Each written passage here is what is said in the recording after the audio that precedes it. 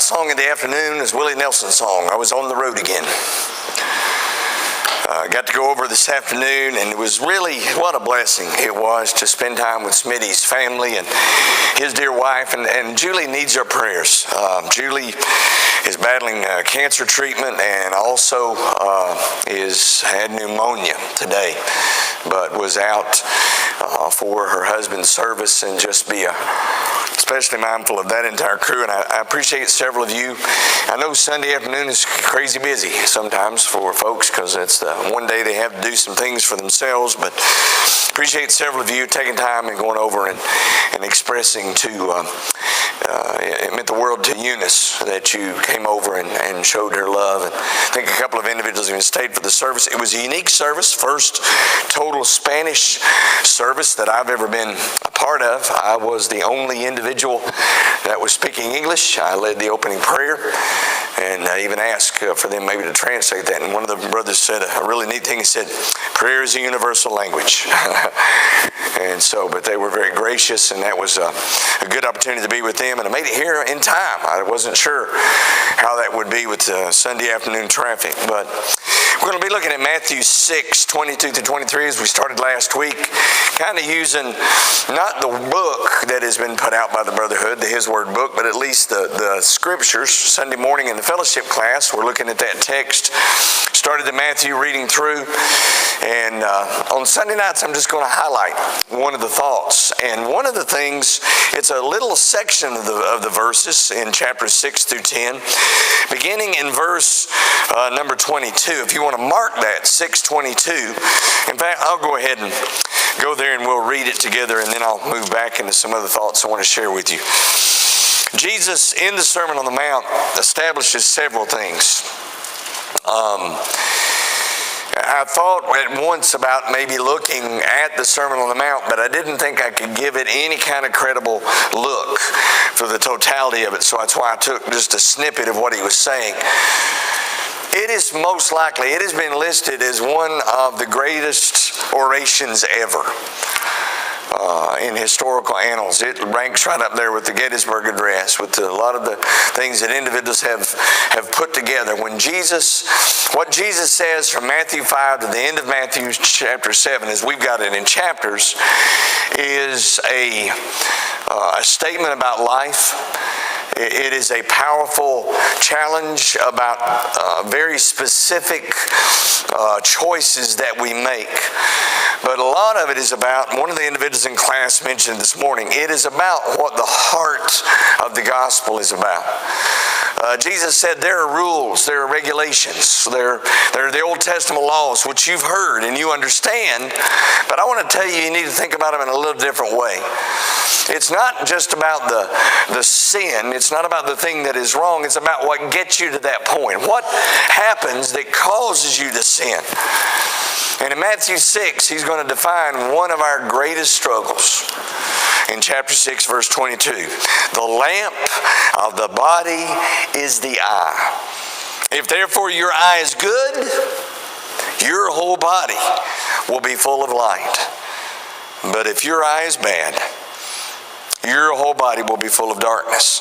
If therefore the light that is in you is darkness, how great is that darkness?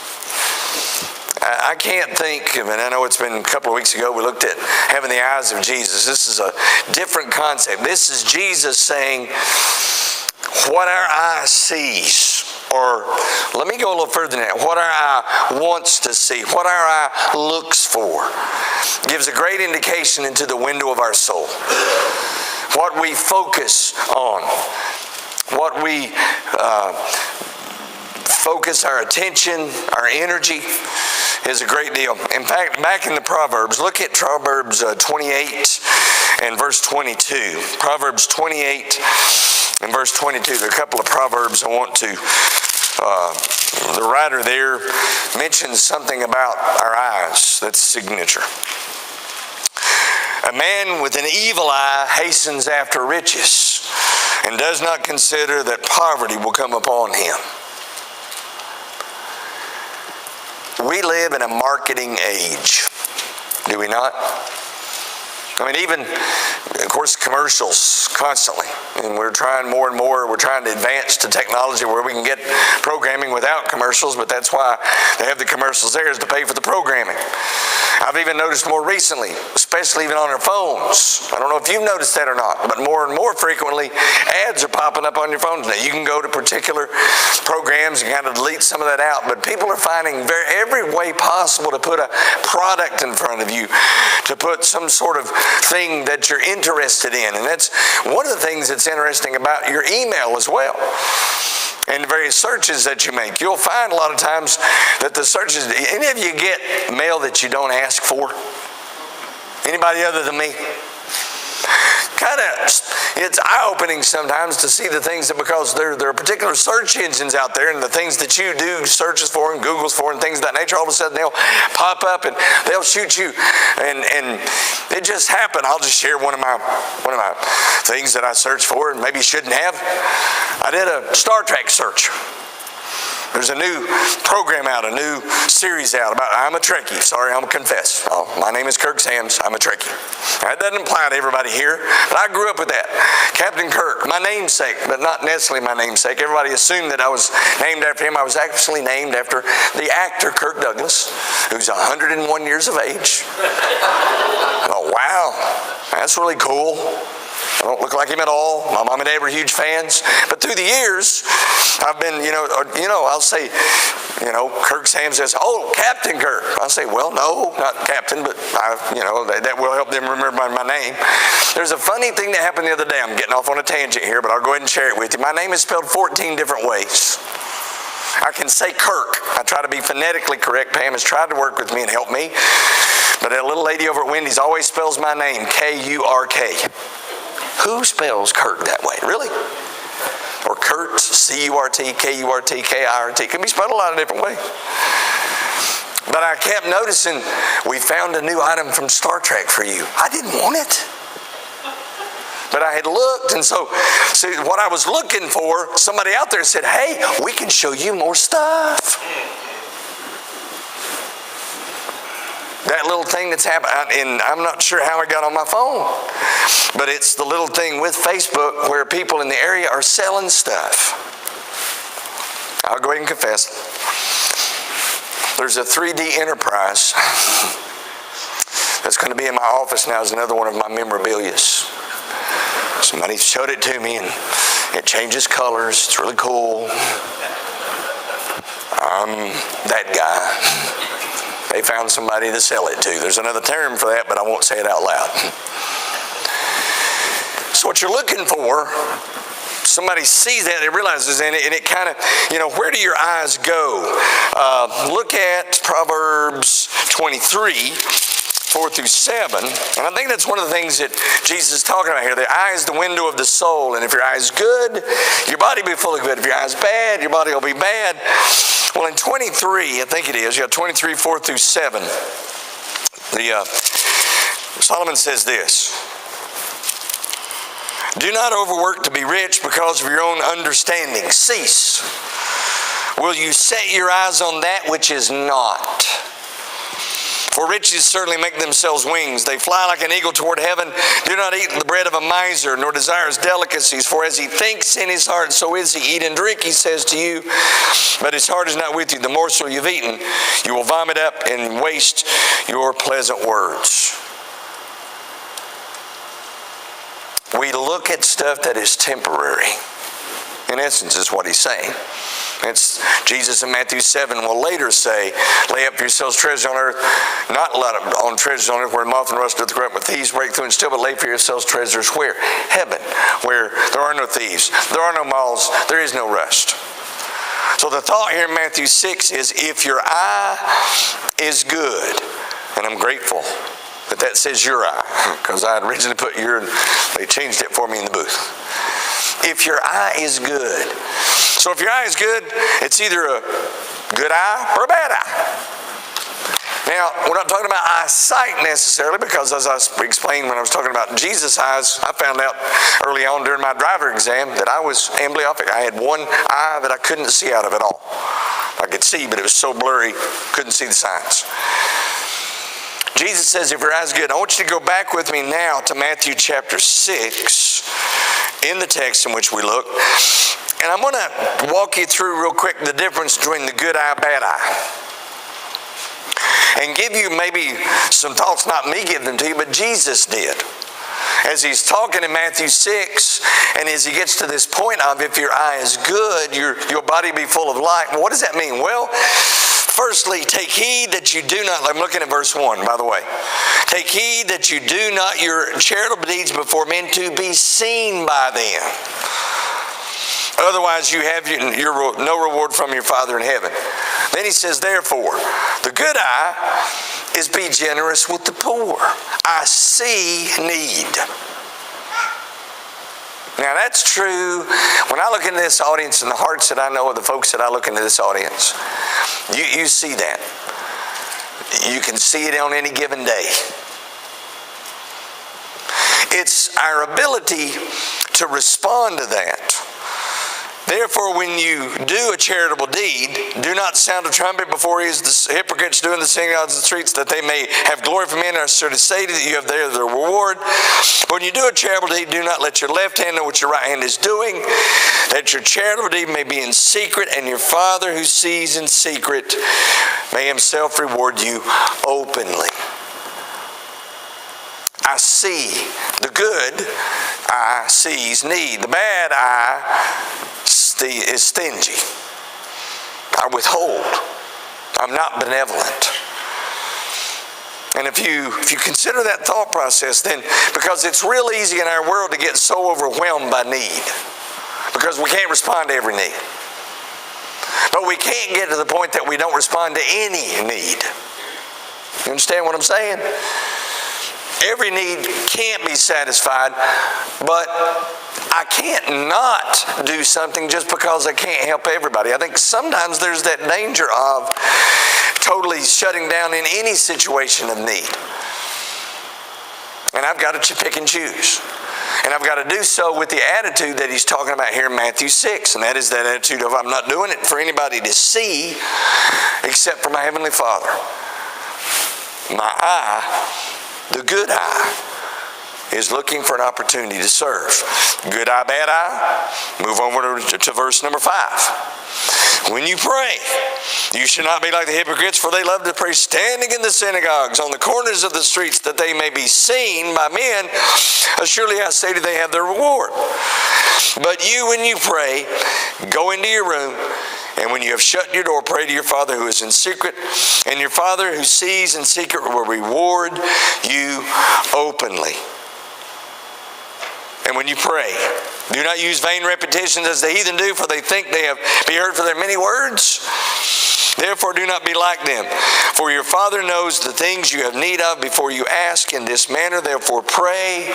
And he uses the beautiful words of the prayer that he gives us to the disciples as an example. I want to jump down to verse 14. For if you forgive men their trespasses, your heavenly Father will also forgive you. My eyes also got to be seeking out for forgiveness, generous forgiveness. Because that's God. That's the good eye. That's me looking at people the way God looks at people, with an opportunity and a willingness to forgive them. The bad eye fails to forgive. I don't see the opportunity in other individuals for forgiveness. I see the opportunity to condemn. If my eye is good, I'll be full of light. If it's of darkness, I'll be full of darkness.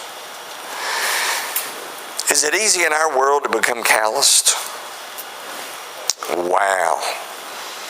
Because we have so many situations and so many things that occur in our lives many times, and sometimes even with intentionality, people will do things to us and against us. But a prerequisite. It's really neat to me every day, Monday through Friday. Not here every Monday, but it seems like several Mondays. And about 1 o'clock, this prayer wafts up the stairs. This is the prayer that members of AA say every day. It was intriguing to me as I talked and through the years have had different relationships and talked with individuals. One of the key components in healing is forgiveness. It's personal forgiveness. Because the first person that a lot of times individuals that are struggling with any kind of an addiction, whether it be alcoholic or sexual or drugs, and alcohol is a drug as well, but there's a whole different level, whatever it may be, is an individual forgiving him or herself. Because if you cannot forgive yourself, it is near impossible to forgive someone else. Because the worthiness factor. But Jesus, in this powerful moment, in this great soliloquy of the Sermon on the Mount, says, and there's the prerequisite, if you do not forgive men their trespasses, neither will your Father forgive your trespasses. And so I've got to be looking in such a way to see that person is forgivable. I can give an individual forgiveness in this particular situation. If my eye is good, my whole body will be good. Good eye, bad eye. Look at the very next verses, beginning in number 16. Moreover, when you fast, wait a minute. Okay, I do want to make sure and be benevolent. I want to make sure and be an individual who's prayerful and forgiving. Fasting. It was interesting, about 2 Sundays ago, one of the individuals in class brought that up as something that they were going to consider more actively in the coming year. I found that interesting. Fasting, in its essence, the basic nature of fasting is, of course, doing without food to focus. That's the simple definition. It is choosing to hydrate. That was part of the Levitical code in the water to make sure and not get the body in such a dire strait. And some of you have done that naturally through the years. There may be a situation come up. There may be something in your life that is really chaotic or something you're really concerned about, and you lose your appetite and you don't eat. You may not even realize that.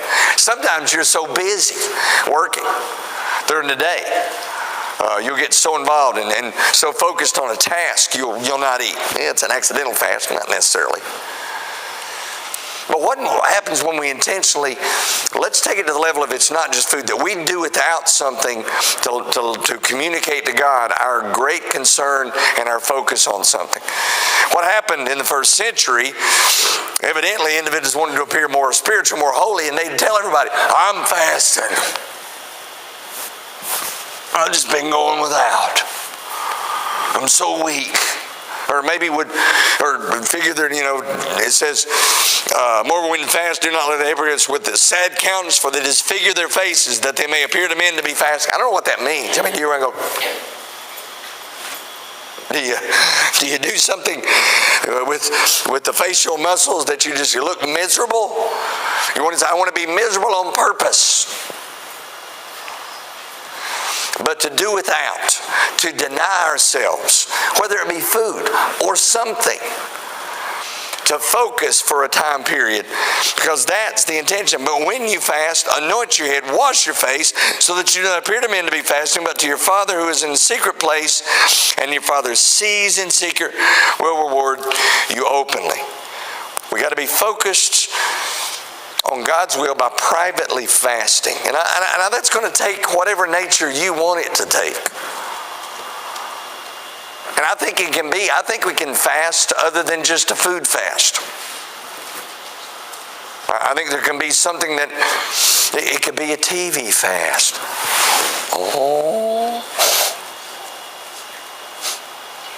Could we do that? Could we turn it off? And it could be a telephone fast. Oh, Facebook fast.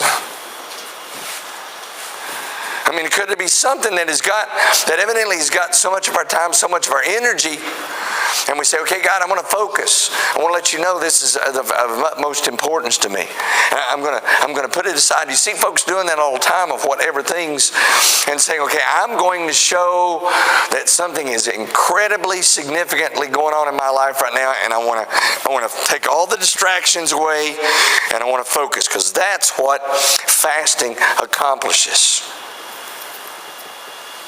As Jesus did it, as disciples did. It was interesting that once Jesus began his ministry, that the Pharisees would even come to Jesus, your disciples don't fast. There was a 3-year spot where Jesus had time in his mind, and I think in the minds of the disciples. I don't know that they were fully aware of it, but Jesus was. We don't have much time.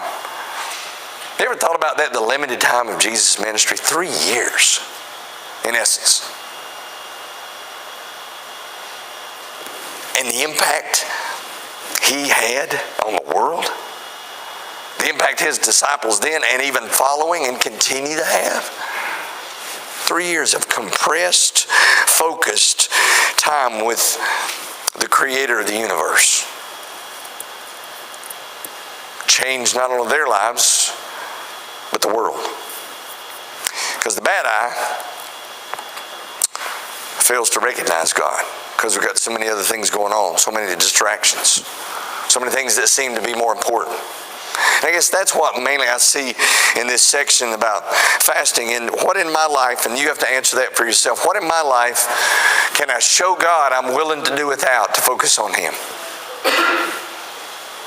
That's going to be different for every person, most likely in this room. There is going to be something, your thing, that takes a lot of your time. Now, some of you are going, wait a minute. There are some things I have to. I'm not talking about the necessary things. I'm talking about the choice things that take a lot of time, that could be used to show God great focus. Good eye, bad eye. Look at verse number 19. Gets a little into where we are. Do not lay up for yourselves treasure on earth. I mentioned that text earlier, where moth and rust destroy, where thieves break through and steal, but lay up for yourselves treasures in heaven, where neither moth nor rust destroys, and where thieves do not break in and steal. Where's your investments? Heavenly is the good eye. And again, it kind of goes back to the failure to share. And one of the things he's talking about here as well is not just what I have, but what I have and share. And so good eye sees things as a way to be benevolent, not just as a way to get what I need. And then finally, look at verse 19. Actually, verse 22, when he says, the lamp of the body is the eye, therefore, if it's full of darkness, therefore the light that is in you is darkness, how great is that darkness? Verse 24 is what I meant to say. Not one can serve two masters, for either he will hate the one and love the other, or else he will be loyal to the one and despise the other. You cannot serve God and mammon. Therefore I say to you, do not worry about your life, what you shall eat, what you shall drink, nor about your body, what you will put on. Is not life more than food, and the body more than raiment? I got the wrong verse up here. It's living by faith. He's trying to change it for me. Just let it go.